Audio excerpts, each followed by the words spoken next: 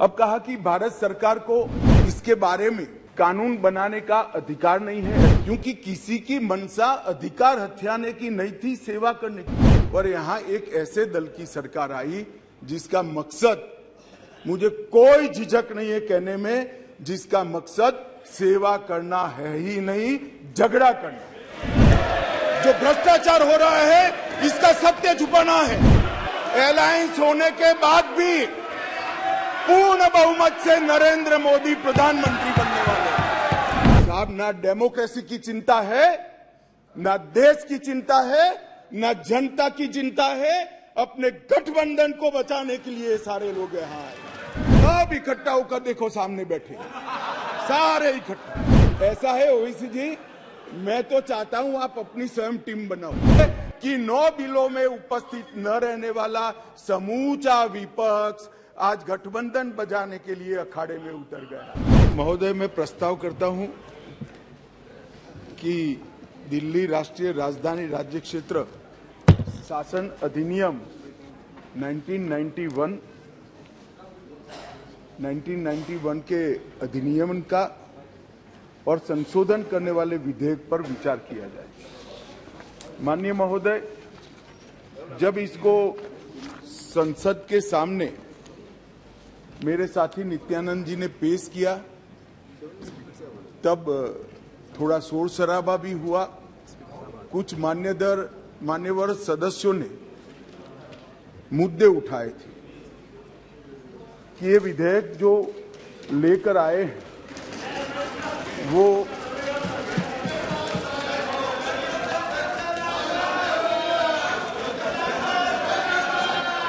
ऐसे ही सदन चलाओ तो अच्छा लगता है। लाने का अधिकार नहीं है। संविधान के तहत संसद की कॉम्पिटेंसी पर भी सवाल उठाए गए हैं। और दूसरा ये मुद्दा उठाया गया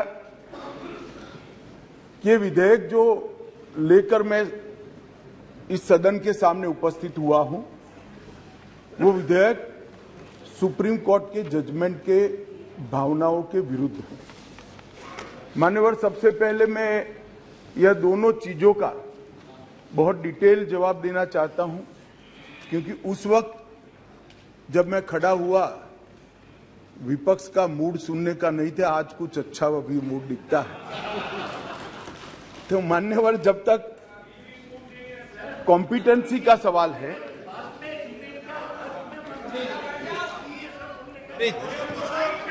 प्लीज माननीय मान्यवर, जहां तक कॉम्पिटेंसी का सवाल है,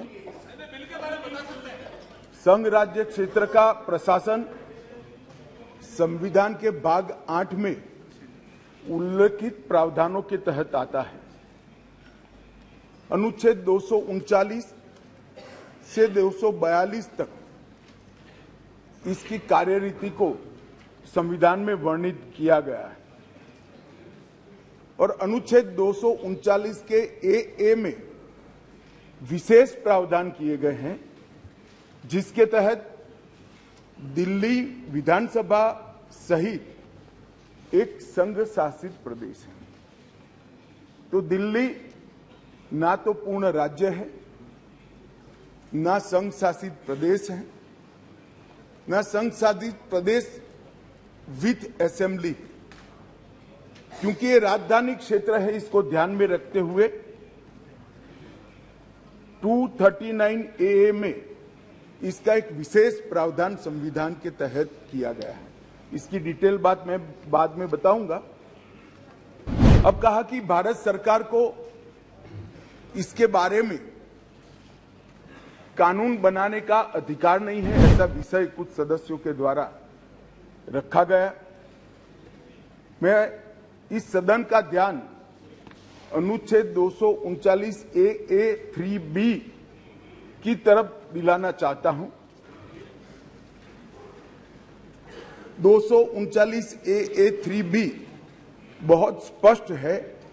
इसके तहत इस संसद को दिल्ली संघ राज्य क्षेत्र या इसके किसी भी भाग के बारे में उससे संबंधित किसी भी विषय पर कानून बनाने का पूर्ण अधिकार प्राप्त है। इसलिए कुछ सदस्यों ने जिस बात को इंट्रोडक्शन के वक्त यहां उठाने का प्रयास किया था, मेरा दायित्व बनता है, उस वक्त माहौल ठीक नहीं था, तो आज इसका मैं ढंग से जवाब दूं। मान्यवर, कुछ सदस्यों ने यह भी कहा, हाथ में सुप्रीम कोर्ट के जजमेंट रखकर, कि ये सर्वोच्च अदालत के आदेश के उल्लंघन कर इसको लाया गया है। मैं वो सभी सदस्यों को विनती करना चाहता हूं कि आपने सर्वोच्च अदालत के आदेश का अपने मनपसंद हिस्सा ही पढ़ा है। जब सर्वोच्च अदालत के आदेश को सदन में कोट करते हैं तो संपूर्ण आदेश का अध्ययन होना जरूरी है। उसका दूसरा हिस्सा भी पारदर्शिता के साथ सदन के सामने रखना चाहिए। खैर, जिन्होंने नहीं रखा, मैं रख देता हूं। मान्यवर, मैं स्पष्टता करना चाहता हूं कि ये विधेयक जो है, इसमें सर्वोच्च अदालत के निर्णय को जो उन्होंने रिफर किया है, उसके पैरा 86, पैरा 95 और विशेष कर पैरा 164F की ओर मैं ध्यान आकर्षित करना चाहता हूं। उसमें स्पष्टता से कहा है कि संसद को 239AA के तहत दिल्ली संघ राज्य क्षेत्र के किसी भी विषय पर कानून बनाने का अधिकार है। ये अदालत ने अपने जजमेंट के अंदर बहुत स्पष्ट कर दिया है। मान्यवर, अब मैं थोड़ा विधेयक पर बात करना चाहूंगा। दिल्ली शासन, इसकी एक ऐतिहासिक पृष्ठभूमि है। मान्यवर, दिल्ली की स्थापना 1911 में अंग्रेजों के शासन के द्वारा महरौली और दिल्ली, दो तहसीलों को पंजाब प्रांत से अलग कर बनाई गई। 1919 और 1935 में ब्रिटिश सरकार ने चीफ कमिश्नर प्रोविंस का नोटिफिकेशन किया और दिल्ली को चीफ कमिश्नर प्रोविंस के तहत रखा गया। आजादी के बाद पट्टाभी सीतारामैया समिति ने दिल्ली को राज्य स्तर का दर्जा देने की सिफारिश की। हालांकि जब सिफारिश संविधान सभा के समक्ष आई, मेरा विपक्ष के सदस्यों को विनम्रता से अनुरोध है कि इस बात को जरा गौर से सुनेगा। पट्टाभी सीतारामैया समिति की सिफारिश जब सदन के सामने आई, तब पंडित जवाहरलाल नेहरू जी, श्रीमान सरदार पटेल, राजाजी, राजेंद्र प्रसाद और डॉक्टर आंबेडकर जैसे नेताओं ने इसका विरोध किया कि ये उचित नहीं होगा कि दिल्ली को पूर्ण राज्य का दर्जा दिया जाए। मैं फिर से एक बार रिपीट करता हूं, किस किसने विरोध किया था। पंडित नेहरू ने किया था, सरदार पटेल ने किया था, राजा जी ने किया, राजेंद्र प्रसाद जी ने किया और आंबेडकर जी ने भी इसका विरोध किया था।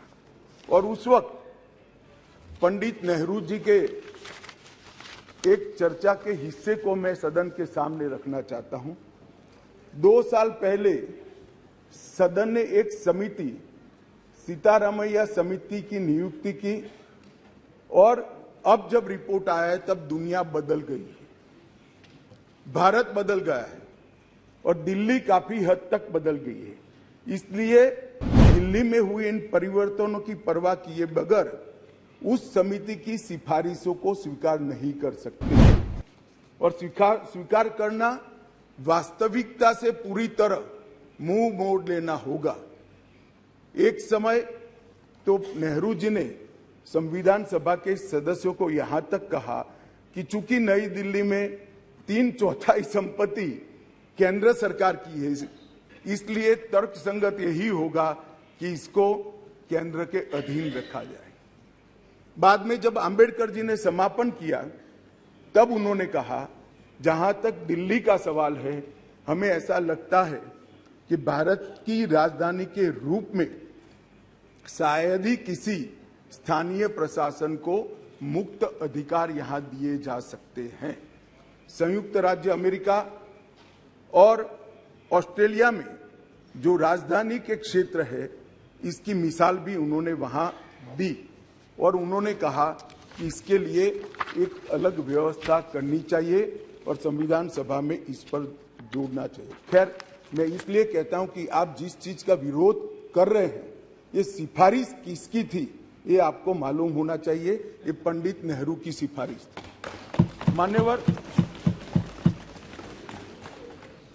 मैं उसके बाद में 1991 में सी स्टेट एक्ट के द्वारा दिल्ली को विधानसभा दी गई, परंतु 56 में राज्य पुनर्गठन आयोग की सिफारिशों पर दिल्ली की विधानसभा हटाकर उसको संघ राज्य घोषित किया गया।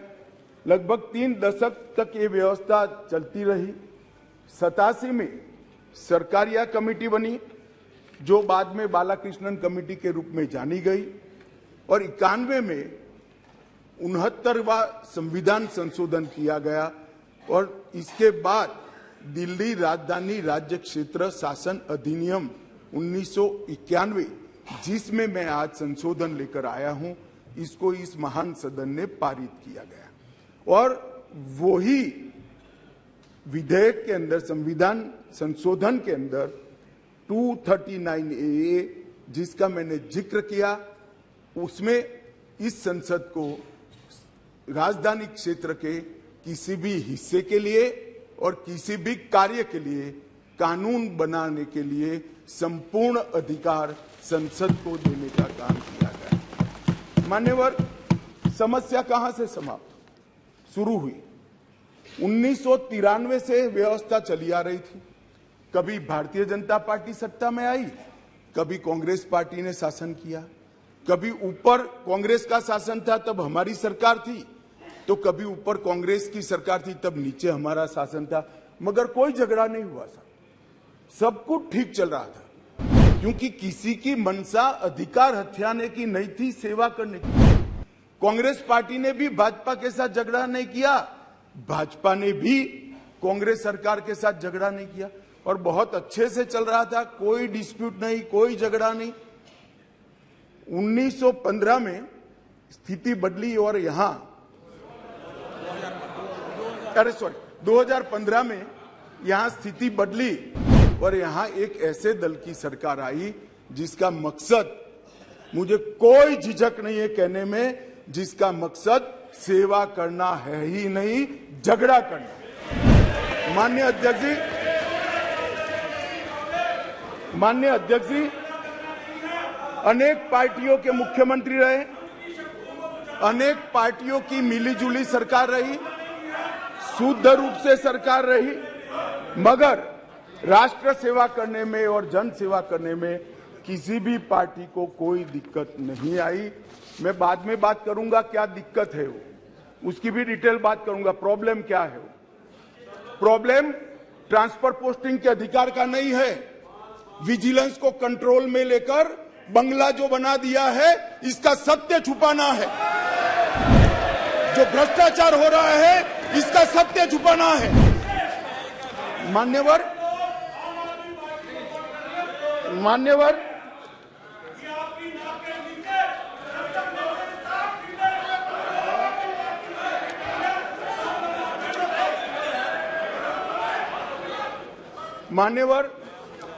उसके बाद में 15 में अचानक ही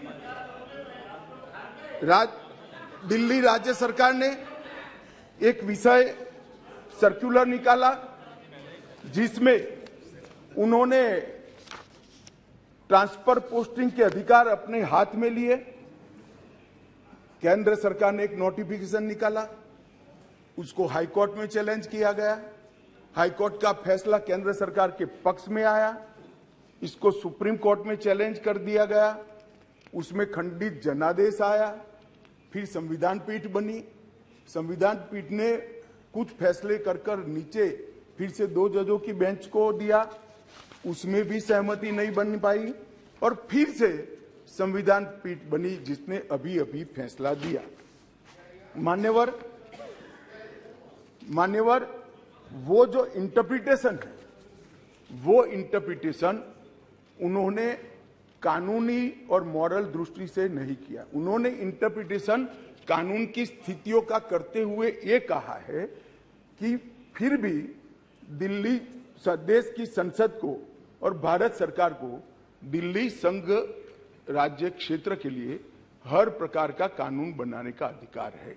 वो अधिकार का उपयोग कर एक वटहुकम, एक नोटिफिकेशन निकाला गया और वो नोटिफिकेशन इसलिए निकालना पड़ा कि संसद उस वक्त काम नहीं कर रही, मतलब संसद बैठी नहीं थी, बैठकें चल नहीं रही, तो नोटिफिकेशन निकला और संसद सत्र के अनुपस्थिति में जो नोटिफिकेशन निकला, इसको मैं यहां लेकर आया हूं, जो आज सदन के चर्चा के लिए मैंने आप सबके सामने रखा है। मेरा सभी पक्ष के सदस्यों से विनती है कि चुनाव जीतने के लिए, किसी समर्थन हासिल करने के लिए, किसी पक्ष का विधेयक का समर्थन करना या विरोध करना, ऐसी राजनीति नहीं करनी चाहिए। नए गठबंधन बनाने के अनेक प्रकार होते हैं। नया गठबंधन बनाने के अनेक प्रकार होते हैं। विधेयक और कानून देश के भले के लिए लेकर आते हैं। इसका विरोध या इसका समर्थन भी देश के और दिल्ली के भले के लिए करना चाहिए। अगर हमारी राजनीति में थोड़ी स्वीकृति कम है तो सबको मिलाना है। दिल्ली का जो होना है वो हो, जितना भ्रष्टाचार होना है वो हो, मंत्री कुछ भी करे, मुख्यमंत्री करोड़ों के बंगले बनाए, मगर हम विपक्ष में रहते हुए समर्थन करेंगे क्योंकि हमें गठबंधन बनाना है। इस तरह से नहीं सोचना चाहिए। मेरी अपील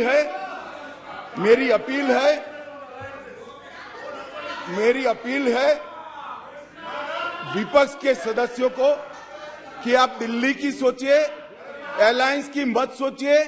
अलायंस से फायदा नहीं होने वाला है। अलायंस होने के बाद भी पूर्ण बहुमत से नरेंद्र मोदी प्रधानमंत्री बनने वाले हैं। इसलिए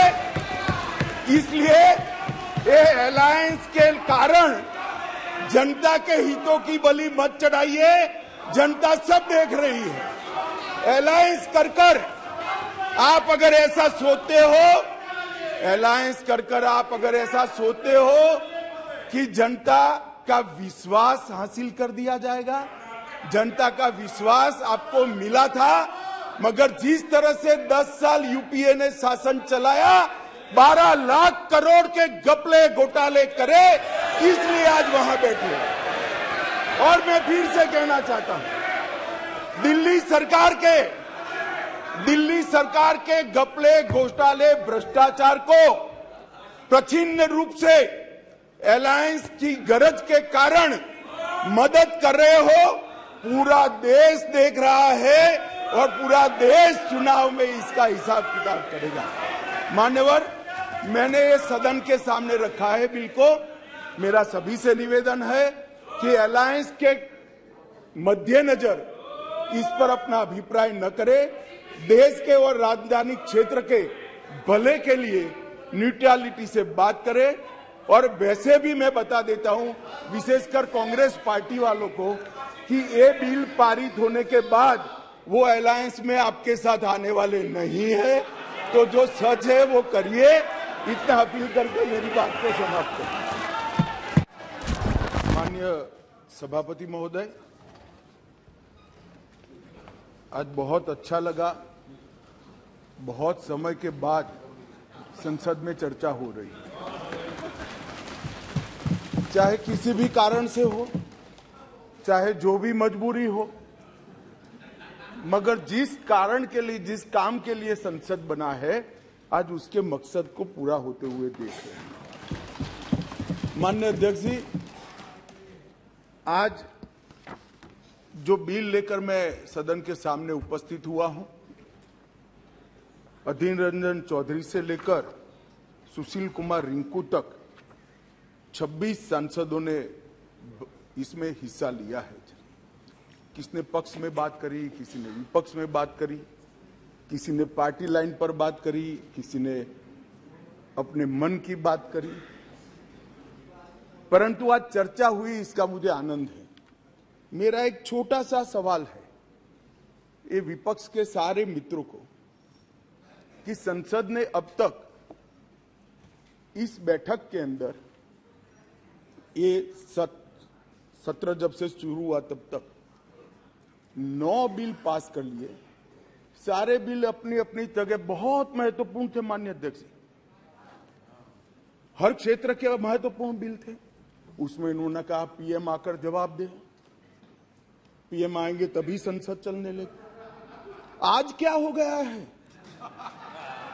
आज इस बिल में मैं तो स्वागत करता हूं आपने चर्चा की, मुझे कोई आपत्ति नहीं है, मैं तो चाहता हूं हर रोज ही आ जाइए, परंतु आज क्या हुआ है? क्या डेमोक्रेसी की चिंता है? तो डेमोक्रेसी की चिंता है तो हर एक बिल महत्वपूर्ण है, हर एक बिल महत्वपूर्ण है। क्या देश की चिंता है तो किसानों के लिए भी बिल आया, बाकी सारे विषय के लिए भी बिल आए, मगर कोई नहीं आया। साहब, ना डेमोक्रेसी की चिंता है, ना देश की चिंता है, ना जनता की चिंता है। अपने गठबंधन को बचाने के लिए सारे लोग यहां आए और आज मुझे कह रहे थे कि भारत आपको देख रहा है। मैं बता रहा हूं कि भारत देख भी रहा है, देखना भी चाहिए। आपके दोहरे चरित्र को भारत देख रहा है। आपके लिए जनता के बिल महत्वपूर्ण नहीं है। हमारे गठबंधन से एक छोटी सी सुपारी जितनी पार्टी भागकर न चली जाए, इसका बहुत बड़ा महत्व है। आपकी प्रायोरिटी बड़ी स्पष्ट हो गई भाई, बहुत स्पष्ट आप लोगों ने ही कर दी। मैं तो कुछ बोला नहीं, चुपचाप सुनता रहा, सबको पढ़ा और सब बड़ी बड़ी दुहाइयां दे रहे थे। अरे भले आदमी, कोई तो सच बोल देता कि हम इसलिए आए हैं कि केजरीवाल जी हमारे गठबंधन से भाग न जाए। माननीय अध्यक्ष जी, खैर उनका जो कारण हो, मणिपुर उनका एब्सेंट रहने का कारण नहीं है। मैंने पहले दिन से यहां कहा है, जितनी लंबी चर्चा करनी हो मणिपुर पर सरकार चर्चा करने के लिए तैयार, हर चीज का जवाब दिया जाएगा और मैं दूंगा जवाब, मैं दूंगा जवाब। माननीय अध्यक्ष जी, उनको प्रॉब्लम एक ही है कि जनता के मन में भ्रांति खड़ी कर दी जाए। मैं उनको बताता हूं कि जनता है जो सब जानती है, कभी भ्रांति खड़ी नहीं होती है। आज आपने अपने आप को यहां पर एक्सपोज कर दिया है। माननीय अध्यक्ष जी, पूरी चर्चा को मैंने सुना, प्रेमचंद्रन जी से लेकर सारे लोग जो विषय पर बोले, मैंने ध्यान पूर्वक नोट भी पढ़े हैं, सुना भी है। माननीय अध्यक्ष जी, ये फिर से मैं एक बार कहता हूं कि सदन जनता को गुमराह करने की जगह नहीं है। सारे लोग राज्य के अधिकार, राज्य के अधिकार, राज्य के अधिकार कह रहे हैं। कौन से राज्य के? कौन से राज्य के? दिल्ली राज्य ही नहीं है, ये तो संघ प्रदेश है और संघ प्रदेश में भी राजधानी क्षेत्र है जो एक विशेष आर्टिकल के तहत बनाया गया। अनुच्छेद 239 से 242 तक दिल्ली के कामकाज करने के तरीके को संविधान ने स्वीकार किया। हम तो संविधान संशोधन लेकर नहीं लाए थे, आप ही आए थे। 69वां संविधान संशोधन आप लेकर आए थे, आपने ही अधिकार नहीं दिए थे। अधिकार उसके तहत अनुच्छेद 239 ए 3B के तहत संसद को दिल्ली संघ राज्य क्षेत्र या उसके किसी भी भाग के लिए, उसके संबंधित किसी भी विषय के लिए कानून बनाने का पूर्ण अधिकार है। मैं फिर भी आज मैं समझता हूं कि आप लोग समझकर ही बोले होंगे, समझते हैं, मगर पॉलिटिकली बोले होंगे, मगर मैं ऐसा समझकर बोलता हूं कि आप नहीं समझे होंगे। तो राज्य और केंद्र शासित प्रदेश और राजधानी क्षेत्र, ये संविधान में अलग अलग एंटिटी है।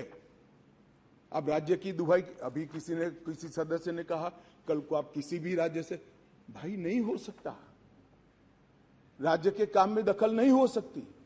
यहां दखल इसलिए कर सकती है संसद क्योंकि 239A3B के अंदर इस संसद को आपकी पार्टी जब सत्ता में थी तब अधिकार दिया हुआ है।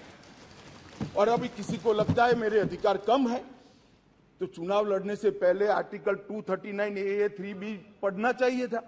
अब पढ़े नहीं, लड़ लिए और कहते मेरे अधिकार कम है। मैं देश की जनता को, दिल्ली की जनता को, सारे विपक्षी दलों को इतना ही कहना चाहता हूं, साहब 1993 में राज्य बना, 93 से 15 तक इसी नियमों के अनुसार उस वक्त भी सर्विस केंद्र सरकार के हाथ में ही थी। सुप्रीम कोर्ट ने एक इंटरप्रिटेशन किया और इंटरप्रिटेशन कर ये भी कहा कि अगर आपको सर्विस हाथ में लेनी है तो कानून बनाना पड़ेगा, जो अभी हम कर रहे हैं। तो 93 से लेकर 2015 तक किसी भी मुख्यमंत्री को कभी भी झगड़ा नहीं हुआ। आप भी आए, हम भी आए, ऊपर हम भी थे, आप भी थे, क्योंकि झगड़ा इसलिए नहीं हुआ कि जो भी आए, मैं तो आपके वखान कर रहा हूं अधीर रंजन जी, समझिए, चाहे कांग्रेस हो या बीजेपी, जो भी आए उनका मकसद दिल्ली की जनता की सेवा करना था। अगर सेवा करनी है तो झगड़ा करने की जरूरत नहीं, मगर अधिकार चाहिए तो झगड़ा करने, और झगड़ा करने का स्वभाव ही हो तो क्या कर सकते हैं। हम तो रिसीविंग एंड पर है, भाई झगड़ लो, अब क्या कर सकते हो। आप दिल्ली की जनता ने आपको चुना है, आप झगड़ा करना चाहते हो।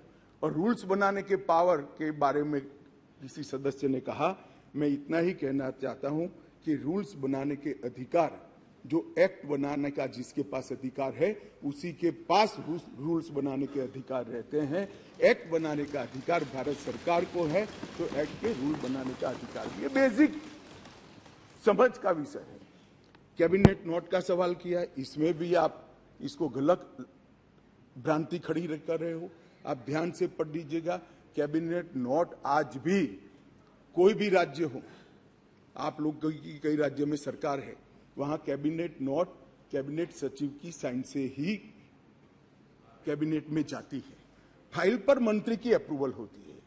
यहां पर क्या होता था, जब घपले घोटाले वाली कैबिनेट नोट हो, सचिव के पास जाती ही नहीं थी, मुख्य सचिव के पास जाती ही नहीं थी। मंत्री के सिग्नेचर से पहली बार मैंने इतने लंबे सार्वजनिक जीवन में, माननीय अध्यक्ष जी, कोई कैबिनेट नोट गई है ऐसा सुना है। मंत्री के सिग्नेचर से कभी नहीं जाती, इसलिए रूल्स बनाने पड़े हैं भाई। रूल्स इसलिए बनाने पड़े हैं कि रूल्स के हिसाब से नहीं चलता था, रूल्स के हिसाब से चले, उसके लिए ये रूल्स बनाने पड़े हैं। माननीय अध्यक्ष जी, मैं फिर से एक बार दिल्ली का इतिहास जरूर बताना चाहूंगा। माननीय अध्यक्ष जी, 1953 में फजल अली कमीशन का गठन हुआ। उसने अपना प्रतिवेदन 1955 में दिया। उसके पहले पट्टाभी सीतारामैया की कमेटी बनी। उसके बाद 56 में संविधान संशोधन कर यूनियन टेरिटरी की अवधारणा आई। इसके साथ साथ दिल्ली म्युनिसिपल कॉरपोरेशन एक्ट 57 नगर नियम अधिनियम लागू कर दिया गया। और 87 में जब सरकार या कमेटी बनी, उसके बाद दिल्ली को राज्य देने का निर्णय किया गया। 249A के तहत इसका विस्तृत वर्णन दिया हुआ है और 69वें संविधान संशोधन के द्वारा इसको लिया गया। मैं एक जो रिपोर्ट है इसका कोट भी पढ़ना चाहता हूं। पहले मैंने जवाहरलाल नेहरू जी को पढ़ा, आम्बेडकर जी को पढ़ा। श्री रिंकू जी आम्बेडकर जी को कह रहे थे कि आम्बेडकर की भावना के खिलाफ काम करे हो। रिंकू जी, हम तो आम्बेडकर जी की भावनाओं के अनुसार काम कर रहे हैं। आम्बेडकर जी ने कहा था कि केंद्र के तहत रहना चाहिए। और माननीय अध्यक्ष जी, बालकृष्ण रिपोर्ट में साफ शब्दों में कहा, मैं कोट अनकोट कहता हूं, दिल्ली की कार्यप्रणाली और सेवा प्रणाली, कार्यप्रणाली और सेवा प्रणाली केंद्र सरकार के अधीन होनी चाहिए। संविधान में संशोधन के दौरान तत्कालिक गृह मंत्री ने भी अपने वक्तव्य में ये बात को, रिपोर्ट को कोट किया और उन्होंने कहा कि बालकृष्ण समिति ने पूरे विश्व की राजधानियों की कार्यप्रणाली और सेवा प्रणालियों का अध्ययन करके ये प्रस्तुत किया है, जिसका हम पालन कर रहे हैं। और उस वक्त गृह मंत्री कांग्रेस के थे। तो आपको ये मालूम होना चाहिए कि आप जब एक उंगली हमारे सामने करते हो तो 3 उंगली आपके सामने होती है।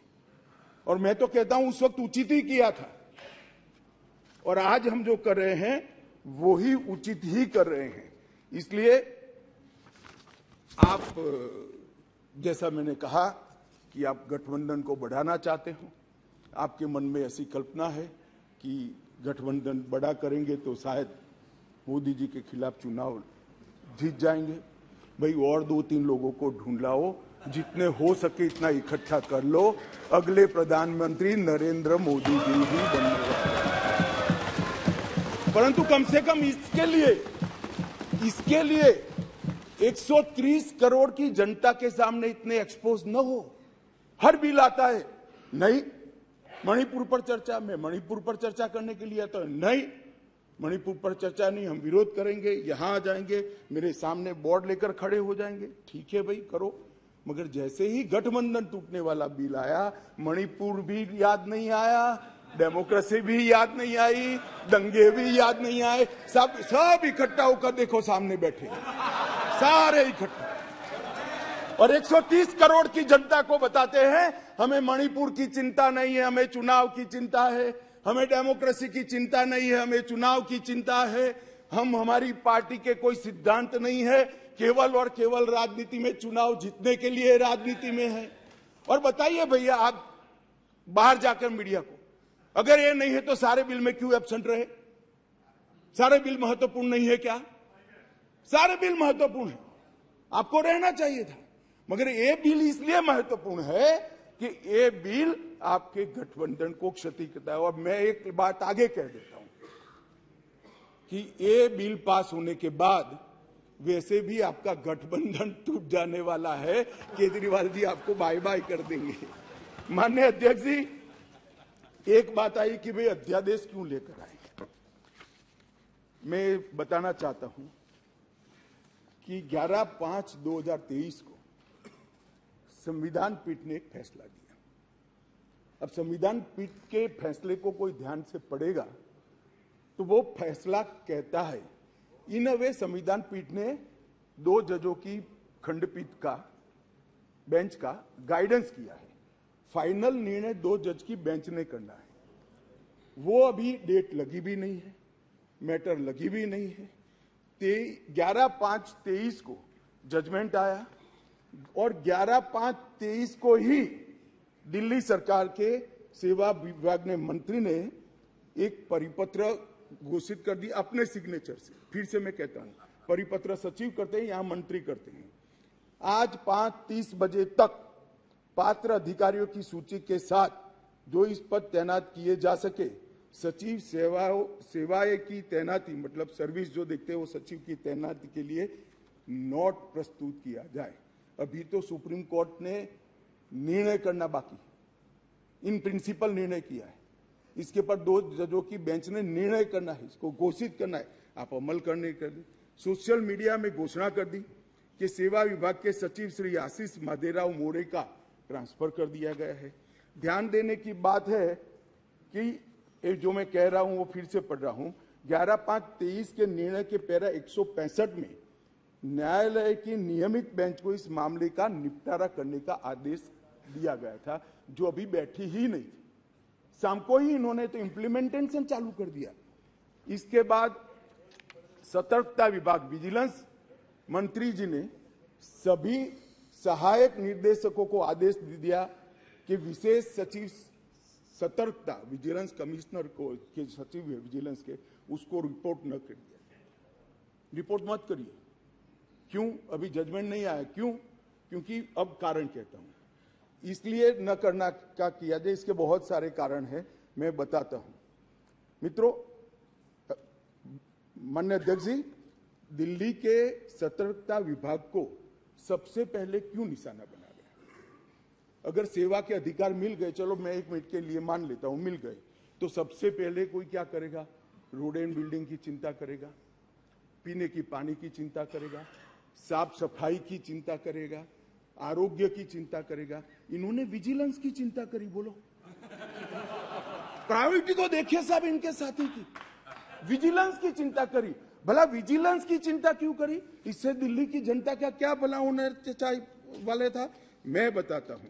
क्योंकि विजिलेंस विभाग को इसलिए निशाना बना गया, माननीय अध्यक्ष जी, कि इसमें बहुत सारी संवेदनशील फाइलें बंद पड़ी थी। कौन सी फाइलें थी? कौन सी फाइलें थी? जरा आप ध्यान से सुनना भाई। जिसके बारे में बड़े बड़े आवाज से आर्गुमेंट्स कर रहे थे, उनका एक्ट सुनना। आबकारी घोटाले के संबंधित फाइल, शराब की आबकारी घोटाले की फाइल, न्यायालय द्वारा जो आदेश किया था, इसका ओपिनियन जो देना था, वो फाइल विजिलेंस डिपार्टमेंट में थी, जिसके तहत उनके पूर्व डेप्यूटी चीफ मिनिस्टर जेल में बैठे हैं। अब वो फाइल कैसे इनके हाथ में दे?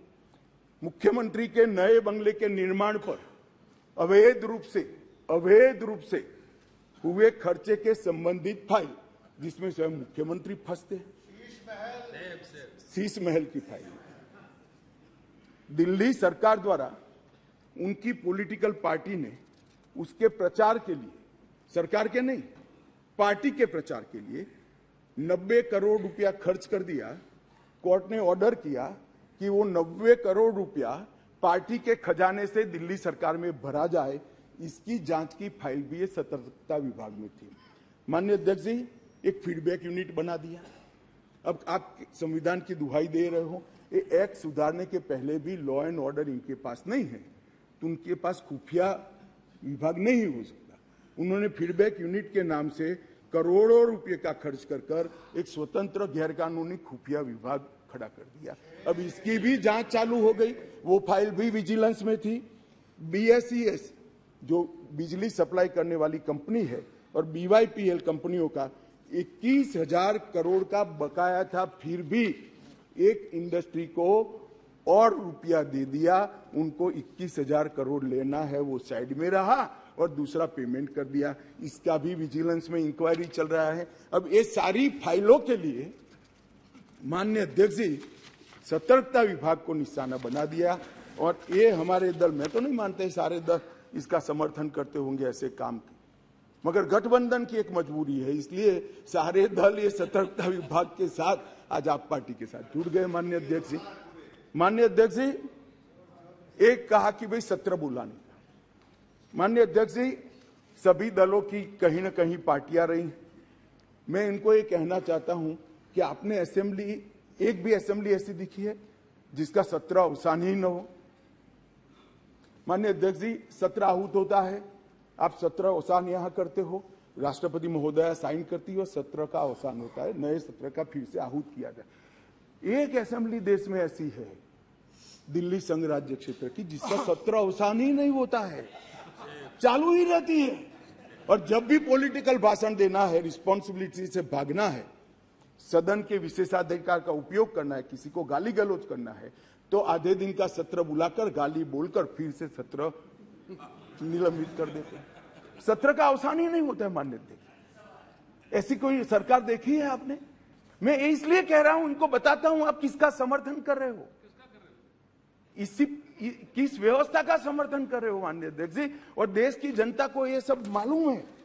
और एक कैबिनेट के अधिकारों की बात कर रहे हैं, असेंबली के अधिकारों की बात कर रहे हैं। 2020 में दिल्ली विधानसभा का एक ही सत्र बुलाया गया, बजट सत्र, जिसमें 5 बैठकें हुई। 2 दिन का जो मजबूरी है, बजट पारित कराना है। 21 में भी एक ही सत्र बुलाया गया, बजट सत्र, जिसमें 3 दिन की बैठक करी, 4 बैठकें करी। वो बजट सत्र था, मजबूरी है। 2022 में एक ही सत्र बुलाया गया, बजट सत्र, क्योंकि मजबूरी है, बजट पारित करना है। और 2023 में भी एक सत्र बुलाया गया, बजट सत्र। इसके अलावा विधानसभा ही नहीं बुलाई माननीय अध्यक्ष जी। अरे विधानसभा के अधिकारों की हमारे विपक्षी दल के मित्र, कौन से अधिकार भाई? विधानसभा बुलानी है नहीं है? ओवैसी जी, आप मुगालते में हैं, आप मुगालते में है, विधानसभा बुलानी ही नहीं है।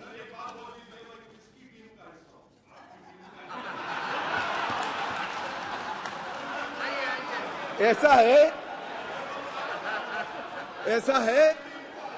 है ओवैसी जी, मैं तो चाहता हूं आप अपनी स्वयं टीम बनाओ। अब वो परेशान है इसलिए कहता हूं, मैं चाहता हूं आप अपनी स्वयं, आपके मुद्दे सबसे अलग हैं। माननीय अध्यक्ष जी, मैं अब कैबिनेट बैठक पर आता हूं। 2022 के लिए 2022 में सिर्फ 6 कैबिनेट बैठक बुलाई गई, सिर्फ 6 ही बैठक पूरे साल में। इसमें से 3 बैठक बजट संबंधी थी और 1 बैठक एक कंपनी को फायदा करने के लिए बुलाई गई। तो एक्चुअल में देखे तो 2 बैठक बुलाई गई। माननीय अध्यक्ष जी, 2023 में 2 ही बैठक अब तक बुलाई गई है, दोनों बैठक बजट के लिए। अब ये कैबिनेट की बात कर रहे हैं भैया, कैबिनेट बुलाते नहीं है, वही तकलीफ है दिल्ली की जनता को, ये तो बुलाते ही नहीं कैबिनेट। हम तो चाहते हैं कैबिनेट बुलाया जाए। अब किसका समर्थन कर रहे हो? गठबंधन करना चाहिए, सबको जोड़ना चाहिए, हम भी चलाते हैं, मगर ऐसे एक भी बिल में चर्चा नहीं करना और इसमें खड़े हो जाना। माननीय अध्यक्ष जी, शॉपिंग फेस्टिवल आयोजित करने के लिए विज्ञापन के नाम पर करोड़ों रुपया खर्च करते, इसमें भी कोर्ट ने स्ट्रिक्चर किया। केग का रिपोर्ट 2 साल से सदन में नहीं रखते हैं, संवैधानिक प्रोविजन है। आप हमें संविधान सिखाते हो, जरा आपके साथी को सिखा दो कि केग के रिपोर्ट को आप छुपा नहीं सकते हो। 2 साल से साहब केग का रिपोर्ट नहीं छुपा, सदन के पटल पर नहीं रखते। बोलो क्या ये संवैधानिक प्रावधान है? माननीय अध्यक्ष जी, RRTS, AIIMS, UER, IIT Delhi, इस जैसी संस्थाओं के 13 परमिशन वहां लंबित है, नहीं देते हैं। उनको डर है कि ये सब होगा है तो मोदी जी बड़े लोकप्रिय हो जाएंगे। मैं इनकी सरकार चलाने का तरीका बताता हूं। माननीय अध्यक्ष जी, 5G टेक्नोलॉजी लाने के लिए 2016 के एक अधिनियम बनाए, देश के सारे राज्यों ने, इवन DMK ने भी इसको एक्सेप्ट कर लिया, परंतु दिल्ली नहीं करता है क्योंकि उनको विकास से कोई सरोकार नहीं है। माननीय अध्यक्ष जी, 2013 से जो सिविल सर्विस बोर्ड की हमने रचना की, इसको लेकर ये आगे गए। माननीय अध्यक्ष जी, मैं सदन के सामने और आपके माध्यम से देश की जनता को बड़ी विनम्रता के साथ कहना चाहता हूं कि ये अध्यादेश और बाद में अब जो बिल में कन्वर्ट हो रहा है, वो विधेयक लेकर मैं आया हूं, ये संपूर्णतया संविधान सम्मत है और केवल दिल्ली की जनता के कल्याण के उद्देश्य से बनाया गया है। हमारा कोई राजनीतिक उद्देश्य इसके लिए नहीं है। माननीय अध्यक्ष जी, मैं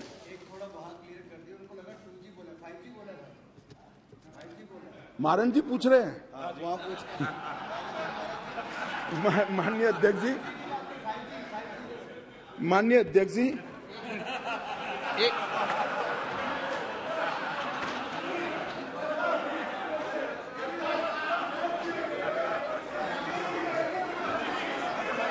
भाई ये भी खड़े हो गए, मैं क्या करूं? ये भी खड़े हो गए। सदन की कार्रवाई इस विषय की समाप्ति तक बढ़ाई जाती है। माननीय गृह मंत्री जी,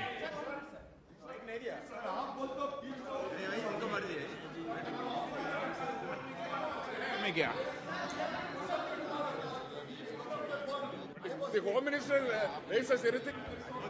माननीय, हाँ आप क्या बोल रहे थे? 2G 5G पे समझौता बहस नहीं हो रही यहाँ पे। Sir, I want to submit, sir, through you, sir, I want to submit one thing before the House and the Honorable Home Minister and other members of the Parliament in the other side, adversary benches. As far as 2G is concerned. No. माननीय गृह मंत्री जी, 2G 3G माननीय 2G 3G में बहस नहीं हो रही। No कुछ नहीं बोला। नो लगाया है। आप क्यों 2G पे नाम नाराज हो रहे हो? अरे 2G पे नाराज पे इतना नाराज क्यों जाते हो? देखो पुरानी बातों को लेके मत चलो।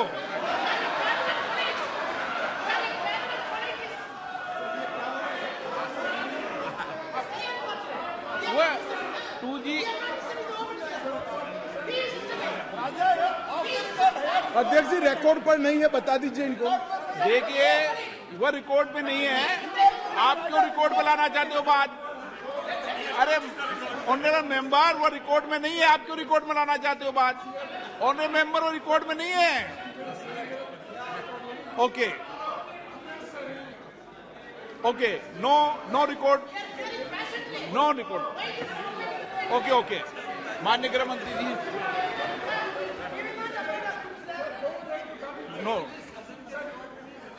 No record, no record mister Baalu. वो रिकॉर्ड में नहीं गया, क्यों रिकॉर्ड में लाना चाहते हो उसको बिना काम में? बिना जी गृह मंत्री जी। माननीय अध्यक्ष जी, बालू जी, चलो आप कहेंगे जब 2G 3G पे चर्चा करा लेंगे, अभी गृह मंत्री जी की चर्चा करने दो। हाँ जी मैं करता हूँ बाद में। ओके ओके, बालू जी रिकॉर्ड पर नहीं है, प्लीज रिकॉर्ड पर नहीं है, रिकॉर्ड पर नहीं, रिकॉर्ड में नहीं है। माननीय अध्यक्ष जी, कुछ सदस्यों ने टिप्पणियां करी है, मैं जरूर जवाब देना चाहता हूं। मैं तो सीधा साधा भाषण करने आया था नियमों के अनुसार, मगर राजनीतिक टिप्पणियां कर गई तो मुझे जवाब देना पड़ेगा। माननीय अध्यक्ष, राजीव रंजन जी ने कहा कि लोकलाज होनी चाहिए, लोकलाज होनी चाहिए। राजीव रंजन जी लोकलाज आप तो मत ही बोलिए, क्योंकि जिस चारा घोटाले को लेकर बिहार की जनता के सामने गए थे, आज चारा घोटाला करने वालों के साथ आप बैठे और फिर से गठबंधन के लिए। लोकलाज आपके मुंह में अच्छा नहीं लगता। माननीय अध्यक्ष जी, ये जो गठबंधन बना है यूपीए का, ये यूपीए का गठबंधन नहीं है, ये सत्ता के स्वार्थ के लिए बना है। बंगाल में माननीय अध्यक्ष जी, कम्युनिस्ट पार्टी, तृणमूल कांग्रेस और कांग्रेस तीनों लड़ती हैं। हर रोज ममता जी को हमारे अधीर रंजन जी क्वेश्चन करते रहते हैं, मगर बेंगलोर में साथ में बैठेंगे। जेडीयू और आरजेडी, जेडीयू का जन्म ही, माननीय अध्यक्ष जी, जेडीयू का जन्म ही आरजेडी का विरोध करने के लिए हुआ। यूनाइटेड जनता दल तोड़ दिया, वो जेडीयू आज सत्ता प्राप्त करने के लिए गठबंधन में है। जो बाला साहब ठाकरे के सिद्धांतों पर चलते थे, वो आज कांग्रेस के साथ बैठे हैं। माननीय अध्यक्ष जी, केरल में, माननीय अध्यक्ष जी, केरल में कम्युनिस्ट, कांग्रेस और एलडीएफ और यूडीएफ दोनों आमने सामने थे। माननीय अध्यक्ष जी, सत्ता के कारण दोनों इकट्ठा आए हैं। सुरेश जी, केरल की जनता इस बार पूछेगी। माननीय अध्यक्ष जी, माननीय अध्यक्ष जी, मैंने दयानिधि मारन जी को सुना, बहुत पैशन के साथ संविधान की दुहाई दे रहे थे। मारन साहब, आपको संविधान की चिंता नहीं है, एन मन एन मक्कल से आप डरे हुए हो। हमारी जो यात्रा शुरू हुई है, इसने डर खड़ा किया है। माननीय अध्यक्ष जी,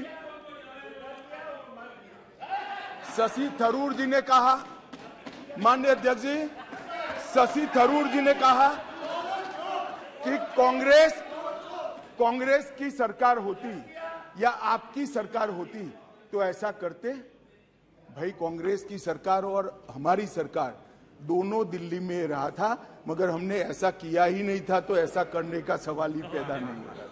बहुत अच्छे तरीके से चलता था, कोई झगड़ा नहीं था। माननीय अध्यक्ष जी, मैं अंत में इतना ही कहना चाहता हूं, अभी भी समय है, वोटिंग बाकी है, यही समय है, सही समय है। विचार बदलिए, जनता देख रही है, जनता सब कुछ जानती है कि 9 बिलों में उपस्थित न रहने वाला समूचा विपक्ष आज गठबंधन बजाने के लिए अखाड़े में उतर गया।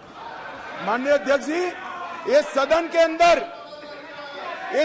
अंदर निहित स्वार्थनीतिक उद्देश्यों के कारण न भाषण देने चाहिए न वोटिंग करनी चाहिए। सदन के अंदर वोटिंग 130 करोड़ की जनता के भले के लिए करनी चाहिए। मैं अंत में फिर से अपील करता हूं कि अभी भी जनता देख रही है, यही समय है मन बदलने का। एक बार मन बदल दीजिए तो शायद जनता यूपीए के पाप माफ भी कर दे। अध्यक्ष जी, सभी का बहुत बहुत धन्यवाद।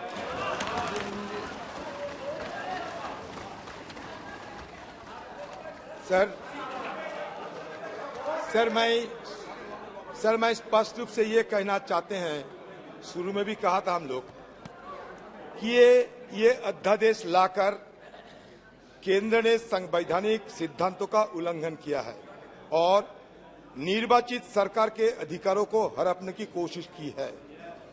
ये संघवाद की बुनियादी सिद्धांतों को कमजोर करता है। सुप्रीम कोर्ट की संवैधानिक पीठ ने 11 मई को दिल्ली सरकार को जो अधिकार सौंपे थे, जिसके बाद केंद्र सरकार ने अध्यादेश लाकर कोर्ट का फैसला पलट दिया है। सर, यही हमारा मोटा मोटी यही हमारा ये सरकार के खिलाफ प्रश्न है कि सर एक मिनट नहीं हुआ, ये कब बोलने दीजिए सर। आपने बोल तो लिया, क्या बोला था? नहीं, ये तो रेस्पॉन्ड करने का अधिकार है सर, ये रेस्पॉन्ड करने का अधिकार है। सर एक मिनट अमित शाह जी आप इतने सारे हमें भाषण सुनाया, ये लगा कि आप चुनावी मोड में आ गए। मुझे ऐसा उम्मीद थी कि कम से कम आज की तारीख में जब मणिपुर की बात आपने जिक्र किया तो कम से कम सुप्रीम कोर्ट मणिपुर की मुद्दे में क्या टिप्पणी की। सुप्रीम कोर्ट कहते हैं कि मणिपुर में सरकार नहीं है, पुलिस नहीं है, कोई शासन नहीं है। विषय पर बात कीजिए सर। संकल्प के समय जब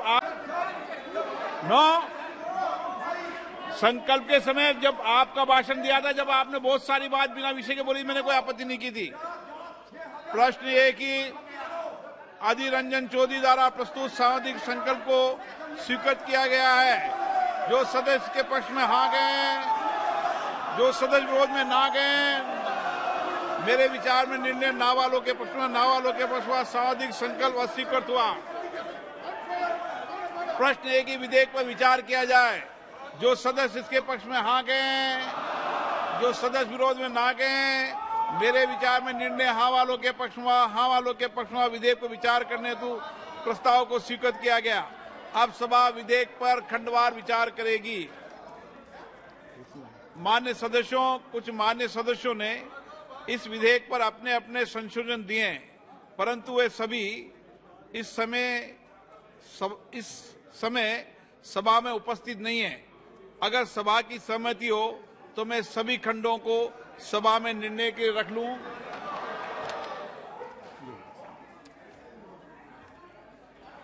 प्रश्न है कि खंड 2 से 6 विधेयक का अंग बने।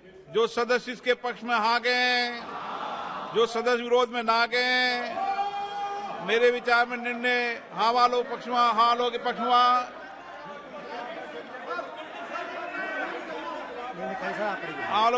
खंड 2 से 6 विधेयक का अंग बने। प्रश्न है कि खंड 1 अधिनियम सूत्र विधेयक का पूरा नाम विधेयक का अंग बने। जो सदस्य के पक्ष में आ गए, जो सदस्य विरोध में ना गए, मेरे विचार में निर्णय हाँ वालों के पक्ष में खंड 1 अधिनियम सूत्र विधेयक का पूरा नाम विधेयक का अंग बने। मंत्री जी अब प्रस्ताव करें कि विधेयक को पारित किया जाए।